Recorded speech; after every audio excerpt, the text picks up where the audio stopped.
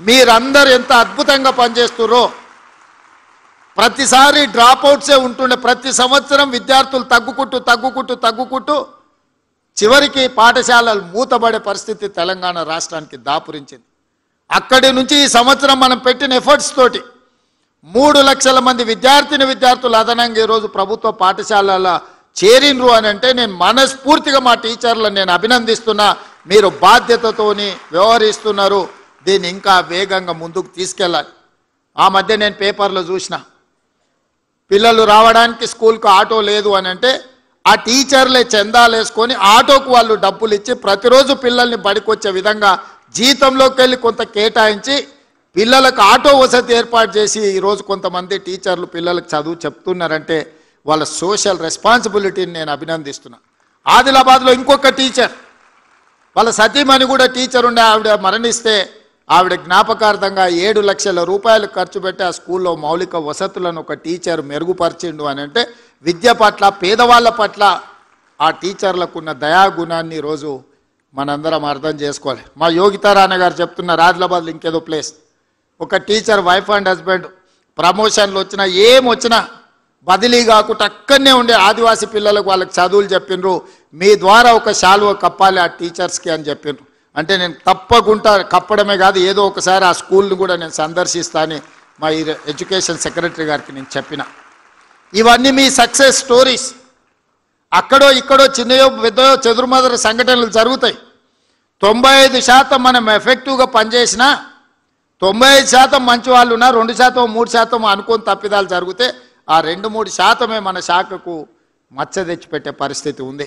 చాలామంది నాకు సూచన చేసిరు most controversial subject education department నువ్వు ఆ శాఖ ఎవరికన్నా ఇచ్చేసి అన్న వేరేది ఏదన్నా తీసుకో అని. నేను చెప్పిన లేదు ఈ శాఖ నా దగ్గరనే పెట్టుకుంటా, కాంట్రవర్సీ అయినా పర్వాలేదు ఏదో తేల్చుదామని నేను డిసైడ్ అయినా. మా అక్నూరు మురళి గారు ఉన్నారు. సార్ అన్నీ బాగానే ఉన్నాయి కానీ ప్రభుత్వ పాఠశాల అంటే 1వ తరగతి నుంచి చదువు చెప్తారు, నర్సరీ ఎల్కేజీ యూకేజీ ప్రైవేట్లో చదువుకున్నాక 1వ తరగతికి మన దగ్గరికి ఎందుకు వస్తారని ఆ సమస్య నాకు అర్థమైంది. అందుకే ఆలోచన చేసి మా ఎడ్యుకేషన్ కమిషన్ ఇంతవరకు ఎప్పుడు ఎడ్యుకేషన్ కమిషన్ లేదు తెలంగాణకి.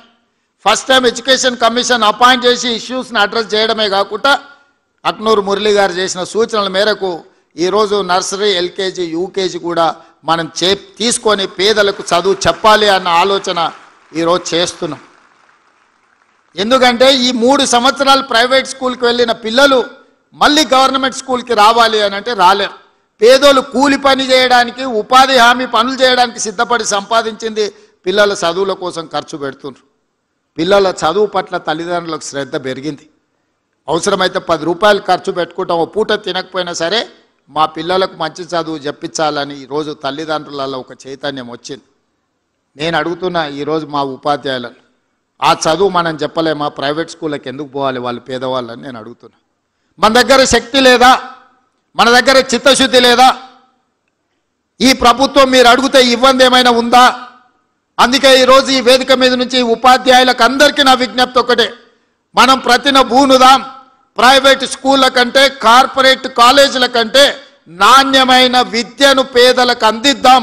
విద్య ఒక్కటే తలరాతను మారుస్తుంది. ఇవాళ పంచడానికి భూములు లేవు. పేదవాడు బాగుపడాలి, పేదవాడు సమాజంలో రాణించాలి అని అంటే విద్య ఒక్కటే ప్రామాణికం. ఇవాళ సిలికాన్ వ్యాలీని మన వాళ్ళు శాసిస్తున్నారంటే ఇంజనీరింగ్ గ్రాడ్యుయేట్స్ మన దగ్గర చదువుకున్నందుకే సిలికాన్ వ్యాలీని మనం ఈరోజు శాసిస్తున్నాం. దానికి కారణం విద్య.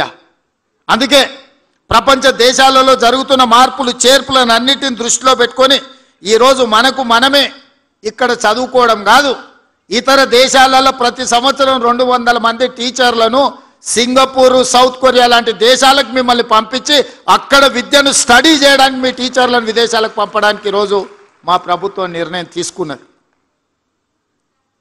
మన కోసం మనం పోటీ పడడం కాదు, మన పక్కలుండే ఊరును చూసి పోటీ కాదు, ప్రపంచ దేశాలతోనే విద్యలో మనం పోటీ పడాలి. ఈరోజు సింగపూర్ లాంటి, సౌత్ కొరియా లాంటి, జపాన్ లాంటి దేశాలు అభివృద్ధి చెందడానికి కారణం ఏంది? ఇవాళ జర్మన్ అభివృద్ధి చెందడానికి కారణం ఏంది?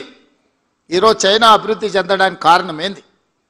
అక్కడున్న విద్యార్థులకు నాణ్యమైన విద్యను అందించడమే కాకుండా ఒక పట్టుదలను నేర్పడం వల్ల ఆయా దేశాలు ప్రపంచంలో వేగంగా అభివృద్ధి పదం వైపు నడుస్తున్నాయి.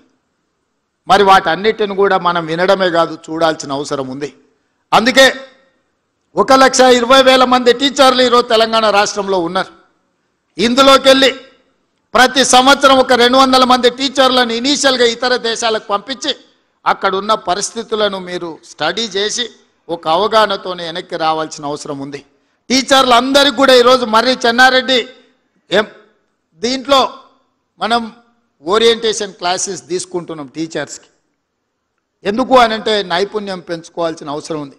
మనం ఉద్యోగం వచ్చినప్పుడు ఉన్న పరిస్థితులు, మనం రాసిన పోటీ పరీక్షలు ఒకలాంటివి. ఈరోజు ప్రతి సంవత్సరం విద్య మారుతుంది, విధానం మారుతుంది, ఎడ్యుకేషన్ పాలసీస్ మారుతున్నాయి. నేషనల్ ఎడ్యుకేషన్ పాలసీ ఒకలాగా ఉంటే మనకు తెలంగాణకు అసలు ఏ పాలసీ లేకుండా మనం ఉన్నాం. అందుకే మొన్నటికి మొన్న నేను ఆర్డర్ ఇచ్చిన తెలంగాణ ఎడ్యుకేషన్ పాలసీని ప్రిపేర్ చేయండి అని పెద్దలు కేశవరావు గారిని చైర్పర్సన్గా పెట్టి కడేం శ్రీహరి గారిని, అక్నూర్ మురళి గారిని, మా ఎడ్యుకేషన్ డిపార్ట్మెంట్లో ఉన్న అధికారులను కలిపి తెలంగాణ ఎడ్యుకేషన్ పాలసీ చేయడానికి ఒక కమిటీని అపాయింట్ చేసినాం. తెలంగాణ కూడా ఒక నూతనమైన ఎడ్యుకేషన్ పాలసీ కావాలి. ఆ ఎడ్యుకేషన్ పాలసీ పేద పిల్లల జీవితాలలో వెలుగులు నింపాలి. అందుకే మిత్రులారా, ఈరోజు ఉత్తమ ఉపాధ్యాయులను అభినందించడమే కాకుండా వాళ్ళందరినీ కలవాలి, వాళ్ళతో మాట్లాడడం ద్వారా మీతో ఆలోచనలు పంచుకోవాలి. ఈ రాష్ట్ర ప్రభుత్వానికి నర్సరీ నుంచి 12th క్లాస్ వరకు, 12th తర్వాత ఆ పిల్లలకు విజ్డమ్ వస్తుంది.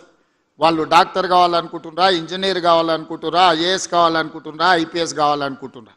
కానీ ఫౌండేషన్ లేకుండా మీరు అంతస్తులు కడతామంటే అది ఉపయోగం లేదు. Foundation is very important than anything. ఆ ఫౌండేషన్ అనేది వేయగలిగింది ఇక్కడున్న ఈ టీచర్లు, ఈ ఉపాధ్యాయులే. మీరు నేను కలిస్తే ఆ ఫౌండేషన్ ఈ దేశానికి ఆదర్శంగా నిలబెడతాం. చివరిగా ఒక్క మాట చెప్పదలుచుకున్నా.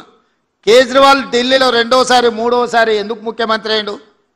మొదటిసారి ఒక పరిస్థితిలో అయ్యాడు, రెండోసారి మూడోసారి వారు ముఖ్యమంత్రి కావడానికి ప్రధానమైన కారణం ఆయన విద్యలో తీసుకొచ్చిన సమూలమైన మార్పులు. ఆ మార్పుని పేదలకు విద్యను అందించిన టీచర్లు కాబట్టి వారు రెండోసారి మూడోసారి ముఖ్యమంత్రి అయినారు. నాకు కూడా కొంచెం స్వార్థం ఉంది, మీరు మంచిగా పనిచేస్తే రెండోసారో మూడోసారో కావడానికి ఉంటుంది. నేనేం దాచిపెట్టదలుచుకోలే, నేను కష్టపడతా, నేను కూడా మీతో పాటు పనిచేస్తా. నేనేం పని చేయను, నేను ఫామ్ హౌస్లో అనుకుంటా మిమ్మల్ని కష్టం చేయమని నేను చెప్తలేను.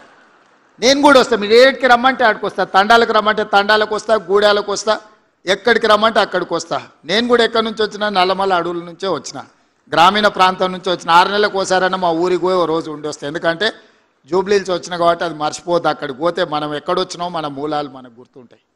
మా టీచర్లకు కూడా నా సూచన ఒకటే, అప్పుడప్పుడు మనం ఎక్కడి నుంచి వచ్చినామో 4 నెలలకు ఒకసారి మన మూలాలను మనం గుర్తు చేసుకోవాలి.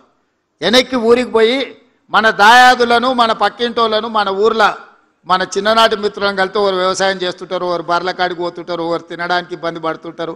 వాళ్ళకంటే ఎంత మెరుగైన జీవితం మనకు ఉందో ఒకసారి వస్తే మనం నిజంగా ఏం చేయాలనో మనకు ఒక అవగాహన వస్తుంది. అందుకే ఇక్కడికి వచ్చిన విద్యార్థులకు నేను సూచన చేయదలుచుకున్నా. పాఠశాల విద్యనే కాదు, ఈరోజు ప్రతి సంవత్సరం ఇంజనీరింగ్ గ్రాడ్యుయేట్స్ తెలంగాణ రాష్ట్రంలో 1,10,000 మంది పాస్ అవుతున్నారు. కానీ ఎంతమందికి ఉద్యోగాలు వస్తున్నాయి? మరి ఇంజనీరింగ్ సర్టిఫికేట్ అయితే తెచ్చుకుంటున్నాం, కానీ ఉద్యోగం రాక తల్లిదండ్రులు మా కొడుకు ఇంజనీర్ అంటారు. వీడు సర్టిఫికేట్ తెచ్చుకుంటాడు కానీ బయటకు